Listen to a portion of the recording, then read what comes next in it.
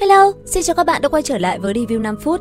Ở cuối tập trước, sau khi cho đám gia hỏa ở Sĩ Tử Cư một bài học, Tần Mục đã quay về hẻm hoa dựng sạp chữa bệnh. Tiếng lành đồn xa, danh tiếng hắn nhanh chóng lan khắp kinh thành, đặc biệt là tài chữa các bệnh phụ khoa hiểm nghèo. Từ quan lớn đến quý nhân, ai nấy đều tìm đến nhờ hắn cứu giúp. Không lâu sau, một vị đại thần trong triều đình ăn mặc giản dị tìm đến cầu cứu, muốn hắn chữa bệnh cho một người cực kỳ cao quý. Tần Mục do dự một lát rồi cũng đồng ý đi cùng Nhạn đại nhân. Trên đường đi, ông tiết lộ chính mình đã giúp Tần Mục thoát tội vì thân phận dân đại khư và được nhận vào Thái học viện. Nhạn đại nhân còn bóng gió rằng cháu ông cũng học tại Thái học viện, nếu sự việc đại thành, ông sẽ bảo cháu mình chiếu cố cho Tần Mục.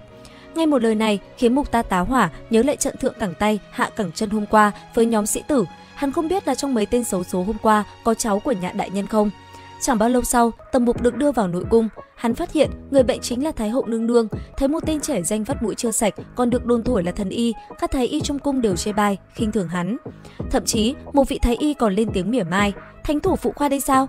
Nhạn đại nhân, người cũng hồ đồ rồi, lại dám để cái tên xem bệnh cho gái lầu xanh đến xem bệnh cho Thái hậu nương nương, quả là gan to bằng trời." Nhạn đại nhân đáp trả chua ngoa: "Lúc trước Tiêu thái y cũng nói như vậy, sau đó kết cục thì các ngươi cũng thấy rồi đấy." "Đúng rồi, Tần tiểu ca, quên nói cho ngươi, Tiêu thái y và mấy vị thái y này đều là tiên sinh ở Thái y điện, tương lai là người dạy y thuật cho ngươi đấy." Tần Mục nghe vậy thì khẽ cúi người hành lễ, nhưng mấy vị thái y kia tỏ vẻ khinh thường chẳng thèm đáp lại. Vậy là hắn liền nhắc khéo chuyện Tiêu thái y, khiến những người này tái mặt. Tiếp đó, Tần Mục tiến lại gần bắt mạch cho Thái hậu. Để chắc chắn, hắn mượn một cây ngân châm của thái y và dùng thần tiêu thiên nhãn để quan sát một giọt tinh huyết của bà.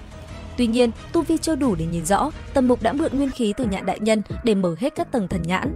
Khi đã nhìn thấu, hắn dũng cảm vén rèm và chiếu thần quang vào Thái hậu. Khi bốn mắt chạm nhau, thần quang của Tần Mục tản đi và hắn khẳng định Thái hậu bị trúng thiên cơ độc. Đây là kỳ độc được luyện từ ngàn loại độc vật đan xen, nó biến ảo khôn lường, thuốc giải thông thường không có tác dụng. Mấy vị thái y nghe vậy đều chấn động, ai nấy đều im lặng không thốt nên lời.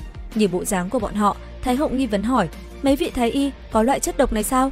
Lúc bấy giờ, sư thái y cúi người đáp: "Bẩm Thái hậu, thực sự có loại chất độc này, nghe nói là do Ngọc Diện độc vương luyện, chỉ là chưa ai từng thấy qua cách giải, chúng thần cũng bó tay." Thái hậu nương nương khẽ thở dài, bà bên chuyển ánh mắt về phía Tần Mục và cất giọng: "Tiểu thần y, ngươi thì sao?" Tần Mục mỉm cười đáp: "Thần đương nhiên có cách giải."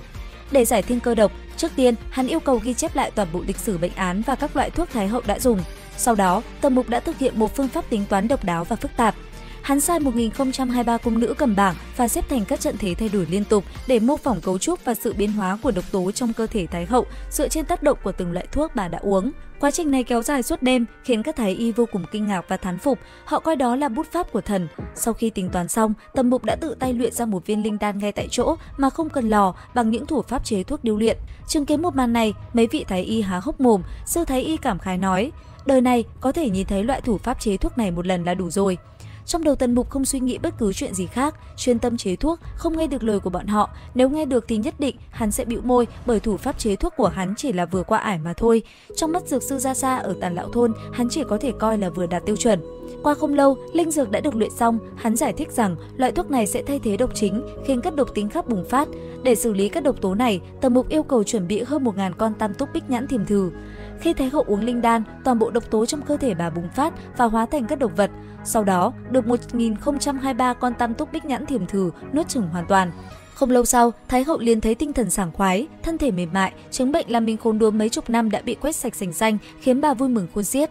Ngay lập tức, Thái hậu liền rủ Tần Mục ra ngoài tắm nắng, thấy bà rời giường, mấy vị thái y liền vội vàng chạy theo. Lúc này, Thái hậu nương nương nhìn lên ánh mặt trời, bà giơ tay che mắt rồi cười nói: "Đã lâu rồi, ai ra không đi ra khỏi cung điện này, thiên cơ độc là chất độc mà Ngọc Diện độc vương sáng tạo ra phải không?"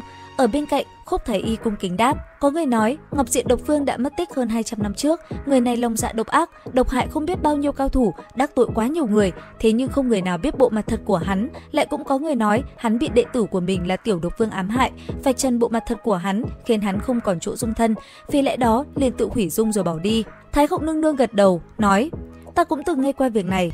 Nói đến, ta đã từng gặp vị Ngọc Diện độc vương kia, từng có mấy lần hẹn hò, năm đó vẫn từng ái mộ hắn."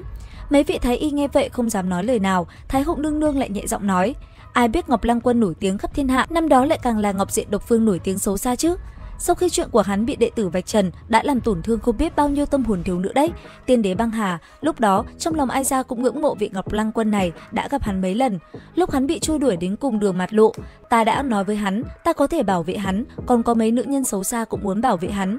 Cuối cùng, những tiểu tiện nhân đó không có ai tranh lại ai ra, nhưng ai ra cũng không có tranh được với các nàng, hắn vẫn là đi mất. Bây giờ nghĩ lại, thực sự là tạo hóa trêu người. Kỳ độc khiến ta nằm trên giường bệnh mấy chục năm, không thể đi ra ngoài, lại xuất xứ từ tay tình lang của mình. Mồ hôi lạnh chảy ròng ròng trên trán mấy vị thái y, chỉ cảm thấy khi mình nghe được bí mật này thì đầu trên gáy khó mà giữ được, trong lòng ai nấy đều âm thầm hối hận vì đã chạy theo thái hậu.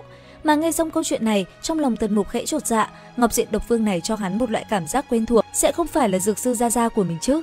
Nghĩ rồi, Tần Mục lên tiếng nói, như vậy thái hậu có biết người hại độc là ai hay không? Thái hậu nương nương nhìn về xa xăm, rồi mỉm cười lên tiếng, không phải là Ngọc Lăng Quân, như vậy tự nhiên chính là tiểu độc vương Phụ Nguyên Thanh. Nghe nói Phụ Nguyên Thanh nương nhờ vào quốc sư, hắn hạ độc với ai ra, đương nhiên là theo ý của quốc sư.